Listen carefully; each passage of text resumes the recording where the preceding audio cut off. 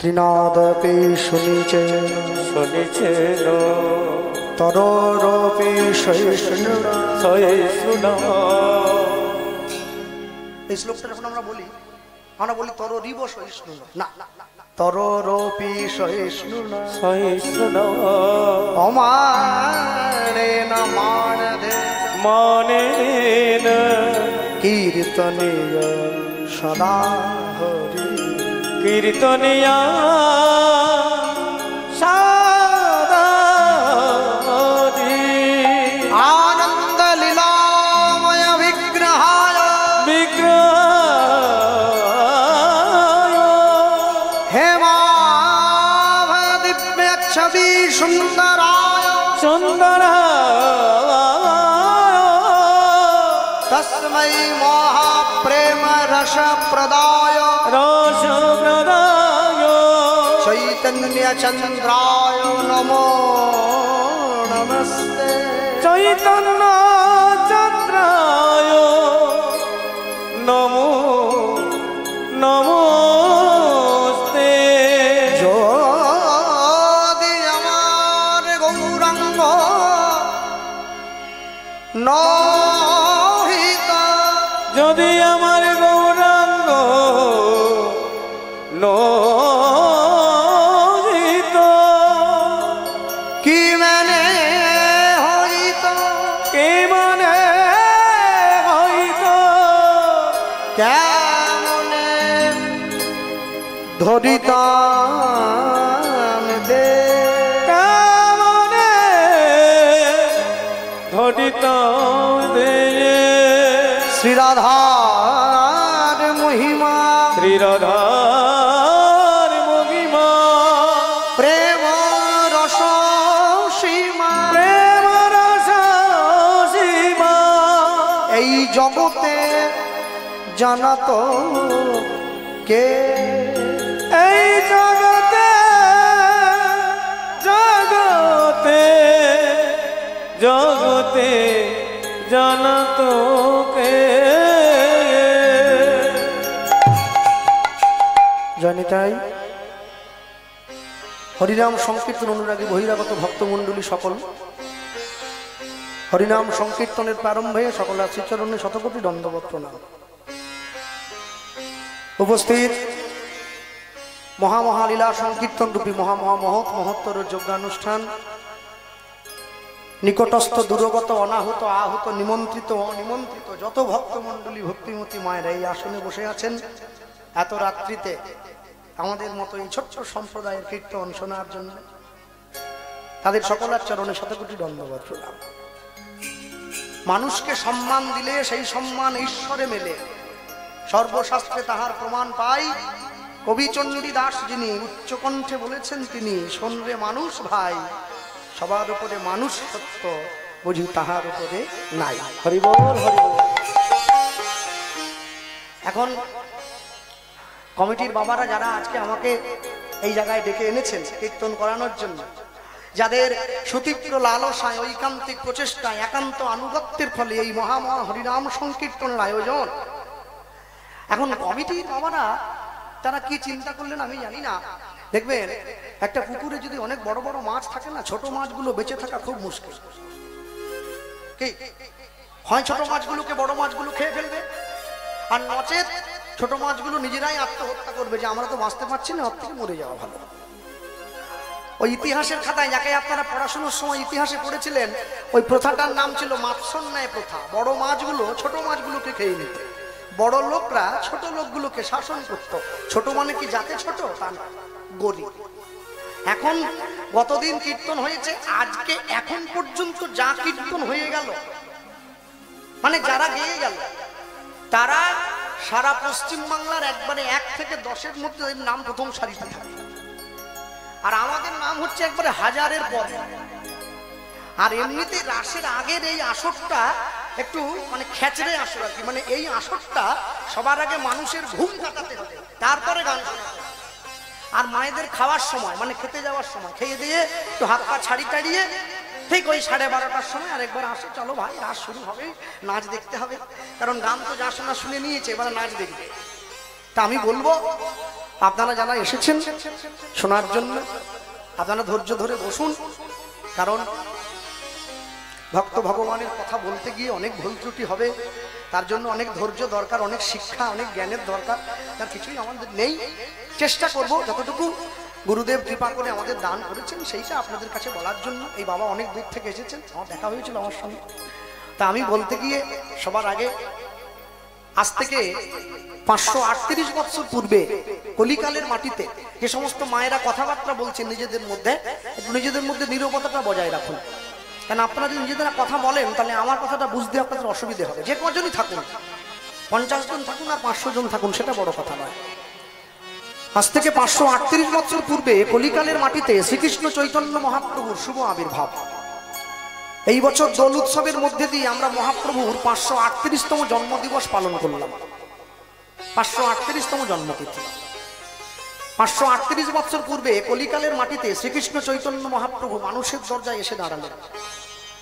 এসে দাঁড়িয়ে মানুষের কাছে গিয়ে সমগ্র মনুষ্য সমাজকে উদ্দেশ্য করে একটা বড় কথা বলেছিলেন। সনাতন গোস্বামীকে বলেছিলেন, জীবে দয়া, নামে রুচি, বৈষ্ণব সেবন, ইহা ছাড়া ধর্ম নাই, শোনো সনাতন।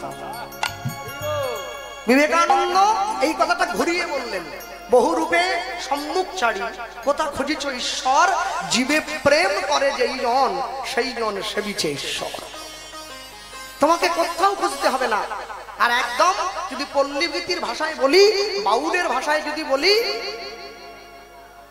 তোমার লাগবে না জপ, লাগবে না ধ্যান, তন্ত্র মন্ত্র লাগবে না।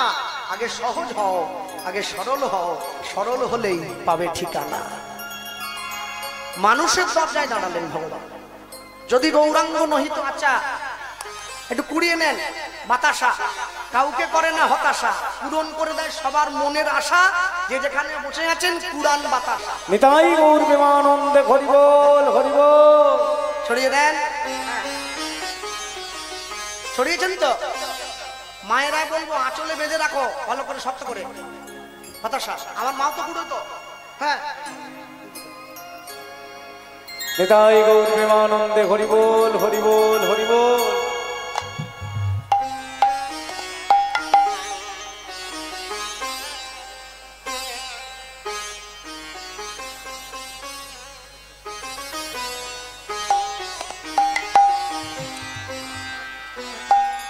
বাতাসা কুড়িয়েছেন? হ্যাঁ, বাহ, আমরাও কুড়ুই, জানেন তো? জানি। আচ্ছা, কুড়োনো হয়ে গেলে বলবেন, তারপর শুরু হবে। কুড়িয়ে নেন, চটপট কুড়িয়ে নেন সব বাতাসা। হ্যাঁ, তবে মায়েদের তো বয়স হয়ে গেছে, ছেলে মেয়েগুলোকে শিখাচ্ছে একটাও যেন পড়ে না থাকে, ঝাঁপ দিয়ে পুড়ে পুরা।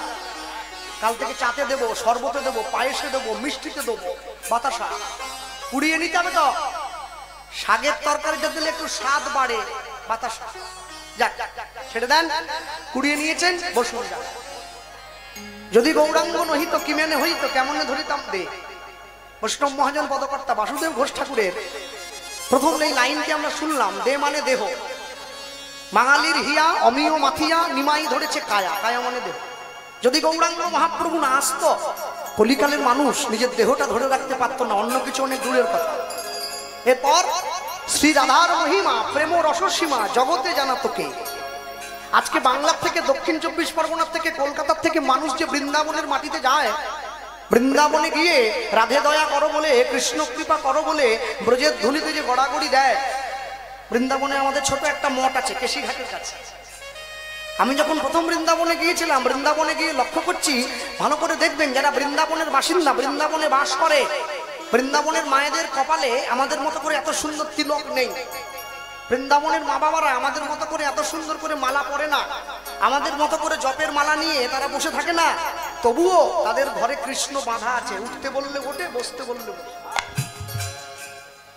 যদি মহাপ্রভু না আসতো, কলিকালের মানুষ জানতো না যে বৃন্দাবন বলে কোনো একটা জায়গা আছে, আমাদের যেতে হবে, ঘোরার জন্য হোক, দর্শনের জন্য হোক। বৈষ্ণব মহাজন পরবর্তী পংক্তিতে লিখছে, উদ্দেশ্যটা বলে দেই তারপরে বলছি। মধুর বৃন্দাবন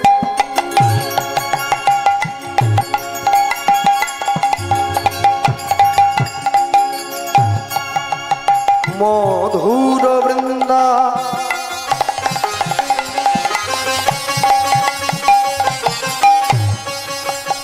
বিপিন বিপিন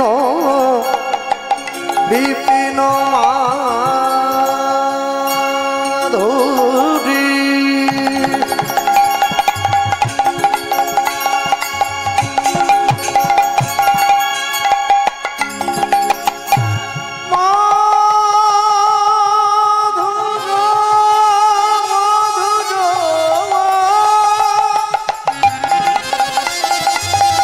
তাই গৌর হরি হরি বল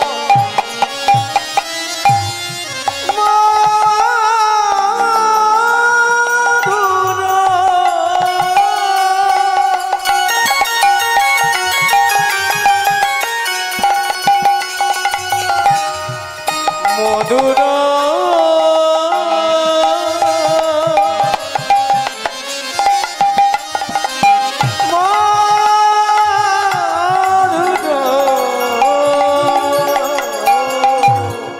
মধুর বৃন্দা বিপিন মাধুরী প্রবেশ চাতুরী ও ভাই প্রবেশ চাতুরী সার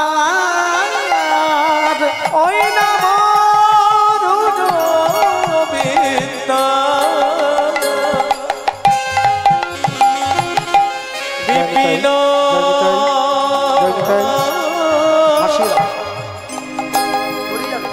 মাধুরী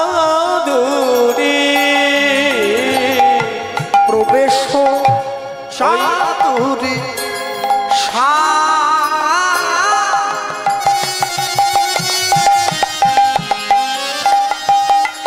দেখো ভাই বড় যুবতী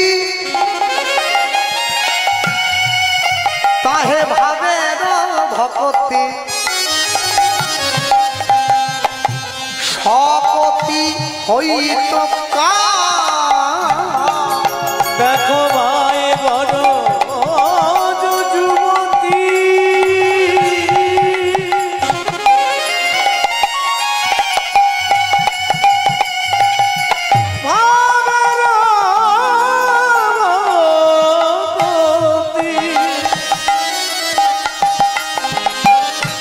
শপতি হইত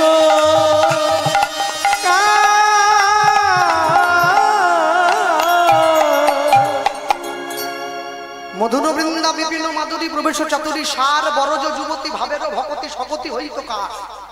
ভালো করে লক্ষ্য করবেন, আমাদের বাংলায় যখন ভগবানকে সেবা দেওয়া হয়, আপনার বাড়িতে আমার বাড়িতে হোক চাই না হোক, আমার বাড়িতে যদি বলি অন্য কারো বাড়িতে, ভক্তর বাড়িতে বৈষ্ণবের ঘরে যখন ভগবানকে সেবা দেওয়া হয়, ভগবানকে সেবা দেওয়ার সময় আমাদের বাংলার মায়েরা, বাংলার ভক্তরা তারা মন্দিরের দরজাটা বন্ধ করে দেয় ঘরের বাইরে থেকে। এবার ঘরের বাইরে থেকে দরজা বন্ধ করে দিয়ে দরজার বাইরে দাঁড়িয়ে তারা কীর্তন করে। যার গুরু ঘরে যে নিয়ম আছে, কেউ বলে ভজ পতিত উদ্ধারণ শ্রী গৌর হরি, কেউ বলে ভজ ভকত বৎসল শ্রী গৌর। দরজার বাইরে দাঁড়িয়ে কীর্তন হচ্ছে। এবার যিনি বৈষ্ণব ঠাকুর ভোগ দিচ্ছিলেন, তিনি দরজার বাইরে দাঁড়িয়ে উত্তরীয়র মধ্যে হাতটা ঢুকিয়ে আচমনটা সারছেন। আচমনটা সেরে নেওয়ার পর তিনটে তালি দিয়ে মন্দিরের দরজাটা খুলে দিলেন। মানুষের ভোগ দর্শন করলো, প্রসাদ নিয়ে বাড়ি চলে গেল। আমি ব্রজে গিয়ে পরিক্রমায় বেরিয়ে দেখছি এক মা, সে ভগবানকে সেবা দিচ্ছে। আমি দরজা বন্ধ করে দিই ঘরের বাইরে থেকে, সেই মা দরজা বন্ধ করে দিচ্ছে ঘরের ভেতর থেকে।